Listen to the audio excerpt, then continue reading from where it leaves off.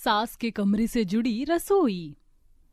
Hello guys, welcome to my blog. आज मैं अपनी रसोई में बनाने वाली हूँ चटपटी मसाला पनीर। निहारिका ब्लॉग बनाने के दौरान सारी रसोई गंदी कर देती है। एक तरफ ढेर सारे जूठे बर्तन, कहीं प्याज के छिलके, कहीं मिर्ची, कहीं टमाटर के टुकड़े गिरे हुए होते हैं।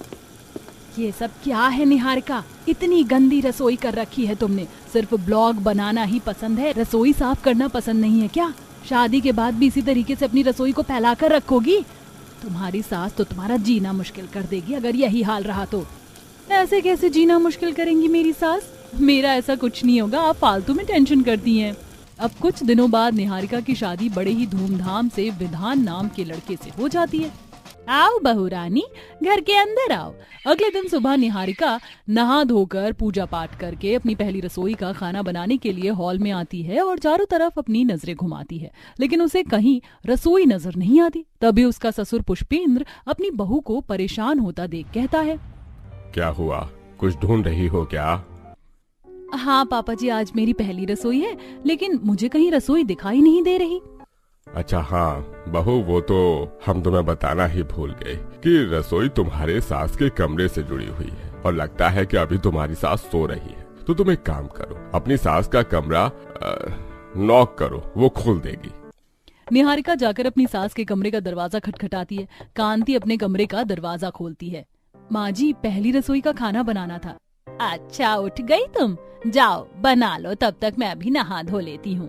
निहारिका कमरे से जुड़ी रसोई में खाना बनाते हुए, कमाल है, बेडरूम से अटैच रसोई तो मैंने पहली बार देखी है। अब निहारिका सबको खाना परोसती है, सभी लोग खाना खाना शुरू करते हैं। तभी निहारिका कहती है, वैसे माँ जी बुरा मत मानिएगा, पर इतने बड़े घर में इतनी जगह होने के बाद आपने रसोई अपने कमरे से जुड़ी हुई क्यों बनाई है? मतलब आप ही देखो ना, लोग अपने कमरे से अटैच वॉशरूम बना लेते हैं, बालकनी बनाते हैं, पर आपने रसोई बनाई है, ऐसा क्यों माँ जी? अरे बहू, तुम तो आते ही सवाल जवाब करने लगी। तुम्हें कोई दिक्कत है क्या? रसोई तुम्हारी सास के कमरे से जुड़ी है तो? नहीं माँ जी, ऐसा कुछ नहीं है। अच्छा ठीक है, कोई बात नहीं, आप लोग खाना खा लीजिए। अब खाना खाने के बाद पुष्पेंद्र और विधान काम पर चले जाते हैं। बहू, मेरे घुटनों में बहुत दर्द हो रहा है तो मैं थोड़ा आराम कर रही हूँ। दोपहर के खाने में मुझे उठा देना। कांति अपने कमरे में आराम करने जाती है। कांति की आंख लगती ही है कि तभी निहारिका जूठे बर्तनों को लेकर कमरे की रसोई में घुसती है और बर्तन मांजने लगती है और बर्तन के ठठन ठठन की आवाज से कांति की नींद खुल जाती है। क्या कर रही है बहू? कितना शोर कर रही है? दिखाई नहीं दे रहा कि तेरी सास सो रही है? माँ जी, मैं तो बस जूठे बर्तनों को धो रही थी, और बर्तन है तो शोर तो होंगे ही, और रसोई आपके कमरे में है तो इतनी आवाज तो आपके कानों में जाएगी ही। हाँ, तो थोड़ा आराम से भी तो कर सकती है। अब बर्तन धोने के बाद निहारिका दोपहर के खाने में दाल में सूखी मिर्च का तड़का मारती है। तड़का मारते ही कांति को तेज तेज खांसी आना शुरू हो जाती है। बहू क्या कर रही है? दो पल लेटने नहीं आई कि तूने रसोई में तहलका मचा दिया। खास खास कर मेरी सांस फूल गई है। माँ जी, मैं तो बस दोपहर के लिए दाल में तड़का लगा रही थी। अब रात को पुष्पेंद्र और विधान घर आते हैं। निहारिका रसोई में खाना बना रही थी। कांति ने कमरे को अंदर से बंद कर रखा होता है। पुष्पेंद्र विधान कांति के दरवाजे को खटखटाते हैं। अरे भाई, दरवाजा खोलो, हम लोग ऑफिस से आ गए हैं। निहारिका दरवाजा खोलती है तो घर में खाने का बहुत सारा धुआं और गैस भरा हुआ होता है, जिससे पुष्पेंद्र और विधान को खांसी आनी शुरू हो जाती है। अरे बाप रे, कितना धुआं भरा हुआ है कमरे में। सांस कैसे ले पा रही हो बहू तुम? माँ, अगर रसोई आपके कमरे में है इसका मतलब ये नहीं कि आप 24 घंटे अपने कमरे को बंद करके रखें। और अगर इतनी घुटन में निहारिका खाना बनाएगी तो उसकी सांस की दिक्कत होने लगेगी और आपको भी होगी। हाँ हाँ ठीक है, खोल लो बहू कमरा। अब रात में सभी लोग खाना खाकर अपने कमरे में आराम करने जाते हैं। कुछ देर बाद निहारिका को प्यास लगती है और फ्रिज से पानी की बोतल लेने के लिए निहारिका अपनी सास के कमरे का दरवाजा खटखटाती है। क्या हुआ बहू, अब क्या काम पड़ गया रसोई में जो तुम मेरे कमरे का दरवाजा पीट रही हो? माँ जी, रसोई आपके कमरे में है तो दरवाजा आपके कमरे का ही पीटूंगी ना। खैर, मैं पानी की बोतल ले जाना भूल गई थी, इसलिए फ्रिज से एक पानी की बोतल चाहिए। ये सब काम सोने से पहले नहीं कर सकती, जो आधी रात को मेरी नींद खराब करने आई है। अब गुस्से से निहारिका पानी की बोतल फ्रिज से लेती है और अपने कमरे में जाती है। विधान, तुम्हारी मम्मी की प्रॉब्लम क्या है? क्या हुआ निहारिका? विधान, सबसे बड़ी प्रॉब्लम मम्मी के कमरे से जुड़ी रसोई है। अगर मैं रसोई में कोई भी काम करने जाती हूँ, बर्तन धोती हूँ, खाना बनाती हूँ, सब्जी में तड़का लगाती हूँ या फ्रिज से पानी की बोतल लेने जाती हूँ, तो उन्हें प्रॉब्लम होती है कि मैं बार बार उनके कमरे में क्यों आ रही हूँ। अरे उन्हें ये तो समझना चाहिए कि अगर रसोई उनके कमरे से जुड़ी तो मैं तो उनके कमरे में ही जाऊंगी ना चीज लेने और करने। अच्छा ठीक है, मैं सुबह मम्मी से बात करता हूँ। अब अगले दिन सभी लोग खाना खा रहे होते हैं, तभी विधान अपनी माँ से सवाल करते हुए कहता है, मम्मी वैसे ये रसोई आपने अपने कमरे में क्यों बनवाई थी, कोई खास वजह थी क्या? ये बात तो काफी पुरानी है, मैं भी भूल गया। वैसे क्या बात थी कांति जो तुमने ये रसोई अपने कमरे में बनवाई थी? इतनी भी कोई खास वजह नहीं है। बात ये थी कि मेरी बेटी जब थी तो उसने रसोई का सारा काम संभाल रखा था, पर उसके जाने के बाद रसोई का सारा भार मेरे सर पर आ गया। फिर बार बार कमरे से रसोई, रसोई से कमरे करते करते मेरे पैरों में दिक्कत होनी शुरू हो गई, जिसके कारण मैंने रसोई को अपने कमरे में ही बनवा लिया।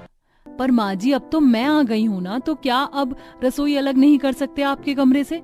नहीं, अब इतने पैसे नहीं है कि मैं घर में बार बार रसोई ही बनवाती रहूं। अब जो जैसा है उसी में गुजारा करो। निहारिका की बात निहारिका के मुंह में ही रह जाती है और उसकी सास उसे चुप करा देती है। ऐसे ही कुछ दिन गुजरते हैं। बहुत दिन हो गए कुकिंग ब्लॉगिंग नहीं की, आज बहुत मन कर रहा है, तो चलो रसोई में चलते हैं। निहारिका रसोई में आती है जहाँ कांति मंदिर में पूजा कर रही होती है। Hello guys, welcome to my blog. After long time आज मैं आप सबको खिलाने वाली हूँ मलाई पनीर रेसिपी।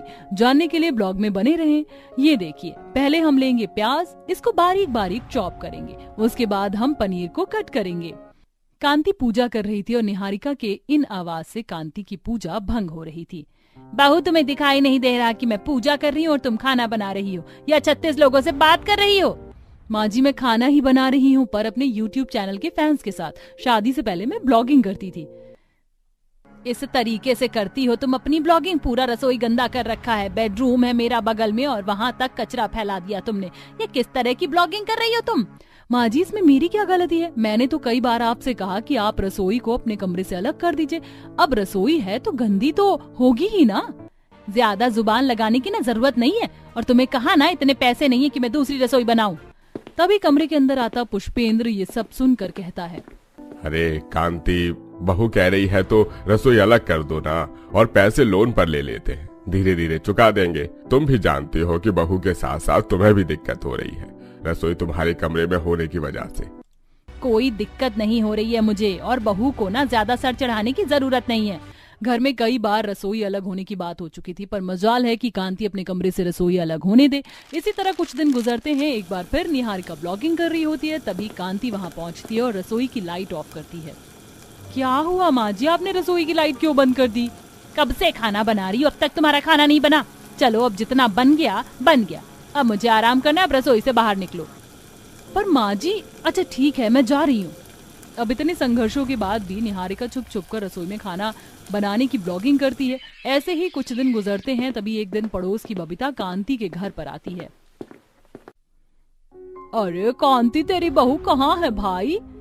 रसोई में होगी। क्या हुआ? अरे क्या हुआ, तुझे नहीं पता? अरे क्या कहते हैं उसको, आजकल जो होता नहीं है फोन में यूट्यूब, उस पर फेमस हो गई तेरी बहू, और उसके खाना बनाने का तरीका यूट्यूब पर बहुत पसंद कर रहे हैं लोग। मेरी बहू ने भी एक खाने की रेसिपी पूछने के लिए मुझे यहाँ भेजा है। बबीता कांति से इतना बोल ही रही होती कि तभी डोरबेल बजती है। कांति दरवाजा खोलती है तो पोस्टमैन उसके हाथ में एक लेटर देता है, जिसे लेकर कांति अंदर आती है। अरे बहू कहाँ है? तेरे नाम से कोई चिट्ठी आई है, जरा देख क्या है इसमें। निहारिका लिफाफा खोलती है तो उसमें YouTube चैनल का प्रमोशन और कुछ पैसे होते हैं। माँ जी, ये लेटर मेरे YouTube चैनल की प्रमोशन का है और उन्होंने कुछ पैसे भी भेजे हैं। उन्हें मेरी ब्लॉगिंग अच्छी लगी इसलिए। देखा, यही कह रही थी मैं कि तेरी बहू बहुत मशहूर हो रही है। बबीता के जाने के बाद, बहू मैं तेरी कामयाबी से बहुत खुश हूँ। मेरे कमरे में रसोई होने की वजह से तुझे बहुत दिक्कतों का सामना करना पड़ा, मेरे कड़वे शब्द भी सुनने पड़े, पर उसके बाद भी तूने हिम्मत नहीं हारी। तो अब मेरा फर्ज बनता है कि मैं तेरी कामयाबी की खुशी में तेरे लिए तेरी मनपसंद रसोई बनवाऊं। अब कांति अपने जोड़े हुए पैसे और बहू की उसकी पहली पेमेंट से घर में उसकी मनपसंद रसोई बनवाती है। ये सब देखकर पुष्पेंद्र और विधान कहते हैं, चलो भाई, अब तो मम्मी ने तुम्हारे लिए तुम्हारे पसंद की रसोई बनवाई है, तो इसी बात पर हमें भी कुछ अच्छा सा बनाकर खिला दो। हाँ बिल्कुल, मैं अभी आप सबके लिए कुछ स्वादिष्ट बना कर लेकर आती हूँ। अब निहारिका को उसकी मनपसंद रसोई मिलने की खुशी में निहारिका सबके लिए स्वादिष्ट पकवान बनाती है और सबको खिलाती है। शीतल, पकौड़े बनाना बंद कर दो। पर दीदी, आप तो सारे पकौड़े लेकर जा रही है, सूरज जी और राजू भी तो हैं। तुम 3 लोगों के लिए ये 5 पकौड़े काफी हैं। और भूलो मत, तुम और तुम्हारा परिवार मेरे पति के पैसों पर पलते हो। इतना बोल जैसे ही गीता वहां से जाने लगती है कि तभी शीतल गीता से कहती है, दीदी, सूरज जी की दवाइयाँ खत्म हो गई हैं, थोड़े से पैसे दे देती तो। बेशर्मी की भी हद होती है। अकेले तुम्हारे जेठ जी पूरा घर संभाल रहे हैं, तुम्हारे पति का, तुम्हारे बच्चे का और तुम्हारे होने वाले बच्चे का सबका खर्चा उठा रहे। और एक तुम हो जो दवाई के लिए भी हमारे ऊपर रहती हो। जीने के लिए खुद भी तो कुछ कर लो। शाम को जेठ जी आएंगे तुम्हारे तो दे दूंगी कुछ पैसे। गीता पकौड़े लेकर वहां से चली जाती है और ये सब कुछ रसोई के बाहर खड़े राजू और काजल सुन लेते हैं। माँ, मैं बड़ा होकर बहुत काम करूँगा, फिर हमें बड़ी माँ से पैसे नहीं लेने पड़ेंगे। सच में भाभी, बड़ी भाभी बहुत बुरी हैं। आप प्रेग्नेंट हैं और इतनी गर्मी में रसोई में काम कर रही हैं, फिर भी वो आपके साथ ऐसा कर रही हैं। मैं इस बारे में बड़े भैया से बात करूंगी। इतना बोलकर काजल, राजू बचे हुए पकौड़े लेकर कमरे में जाते हैं, जहां वो सब मिलकर एक साथ पकौड़े खाते हैं। समय यूं ही गुजरता है और शीतल अपने बेटे से पहले गोलू को तैयार करती है और उसे अपने हाथों से खाना खिलाती है, जिसके बाद अपने बेटे को देखती है और फिर दोनों बच्चों को स्कूल छोड़ने के लिए जाती है। और जब घर आती है तो थकान होने की वजह से थोड़ा आराम करती है। जब देखो तब बस तुम आराम करती हो। माना कि गर्भवती हो, पर इसका मतलब ये तो नहीं कि मेरे सर पर बैठ जाओ। तुमसे घर का एक काम होता नहीं और एक मेरे पति हैं जो तुम लोगों का खर्चा उठा रहे हैं। भाभी, आप ऐसा कैसे बोल सकती हो? एक बार भाभी की हालत तो देखो। वो धूप से आई हैं और उनका 7वां महीना चल रहा है। वो अभी अभी दोनों बच्चों को स्कूल छोड़कर आई हैं। भाभी राजू से पहले गोलू को तैयार करती हैं। भाभी गर्भवती हैं तो तुम कर लो ना। बड़ी आई भाभी की चमची। भूलो मत, तुम भी मेरे पति के ही सर पर बैठी हो। एक बार फिर गीता अपनी देवरानी और नंद को सुनाकर वहां से चली जाती है, जिसके बाद दोनों नंद भाभी काम करती हैं। और रात को जब सूरज घर आकर बैठता है तो काजल अपने भाई से गीता की शिकायत करती है। भैया, इस घर की जिम्मेदारी आप पर है, इसलिए आपसे कह रही हूँ। पर भाभी हमारे साथ अच्छा सुलूक नहीं करती। वो हर समय छोटी भाभी को डांटती हैं और घर के काम करवाती हैं। आप इन्हें समझाओ। इस गर्मी में किसी को चैन नहीं। मेरे घर आते ही सारे कलेश शुरू हो जाते हैं। भगवान के लिए मुझे अपने घर के कलेश से दूर रखो। इतनी मेरी कमाई नहीं है जितने घर का खर्चा है। सोचता हूँ घर जाकर आराम करूंगा, पर तुम्हारी शिकायतें खत्म नहीं होती। इतना बोलकर सूरज अपने कमरे में चला जाता है और ये सब देख गीता मुस्कुराती है। रात को जब गीता अपने कमरे में एसी चलाकर सो रही थी तो शीतल के कमरे का पंखा चलना बंद हो जाता है। माँ, मुझे बहुत गर्मी लग रही है, मैं गोलू के कमरे में जाकर सो जाऊं, उनके कमरे में एसी है। हाँ बेटा, मैं अभी तुम्हारी बड़ी माँ से बात करती हूँ। इतना बोलकर शीतल गीता के कमरे का दरवाजा पीटती है। दीदी, मेरे कमरे में बस एक पंखा है, वो भी बंद हो गया है। राजू को बहुत गर्मी लग रही है, उसे गोलू के कमरे में आज रात सोने दो। कोई बात नहीं भाभी, आप राजू को मेरे कमरे में भेज दो। मेरे कमरे का पंखा अच्छी हवा देता है। कसम खा ली है तुमने हमारी नींद हराम करने की। अपने ही कमरे में सो, मेरे बेटे के कमरे में जगह नहीं है। अपनी जेठानी की ऐसी बातें सुनकर शीतल राजू को अपनी नंद के कमरे में भेज देती है। इसी तरह कुछ दिन बीत जाते हैं। ऐसे ही एक दिन माँ, गली में बर्फ का गोला बेचने वाला आया, मुझे भी खाना है। शीतल के पास पैसे नहीं होते और वो अपने बेटे को बर्फ का गोला खिलाने के लिए बाहर जाती है और बर्फ के गोले वाले से एक बर्फ का गोला उधार मांगती है। बहन जी, तुम्हें मुफ्त में बर्फ का गोला नहीं दे सकता।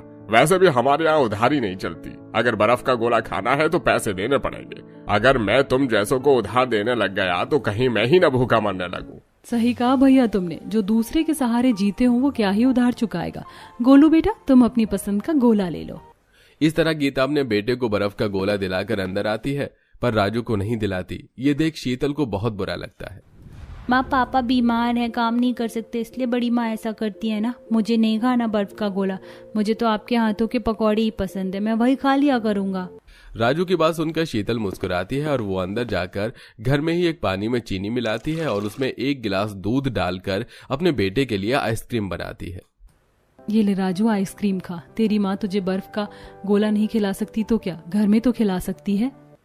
इस तरह घर में ही शीतल बचे हुए दूध, पानी तो कभी आम का आइसक्रीम जमा कर अपने बेटे को खाने को देती।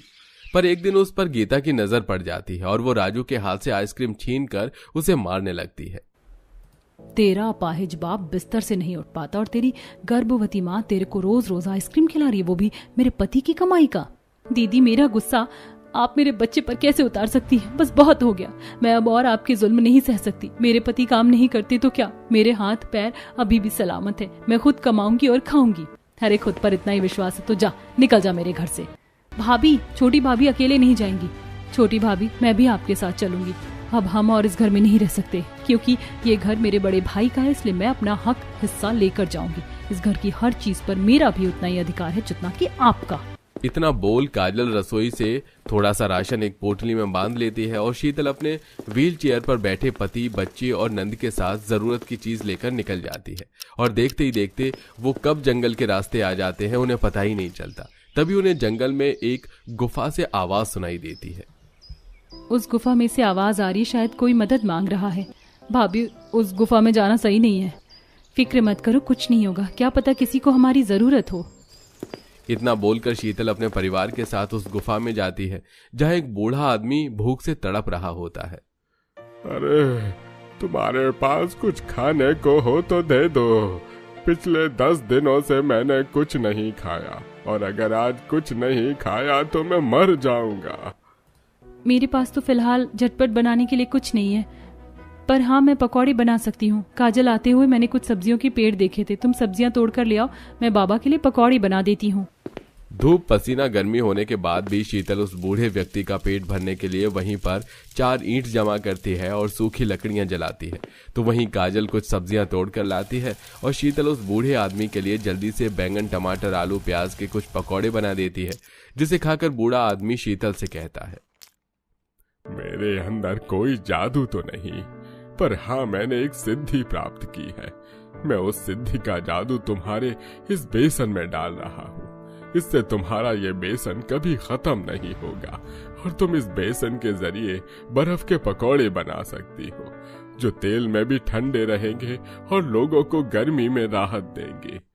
इतना बोल वो बूढ़ा अपनी सिद्धि से उस बेसन को जादुई बना देता है, जिसके बाद एक बार फिर शीतल धूप में अपने परिवार के साथ एक गांव में जाती है।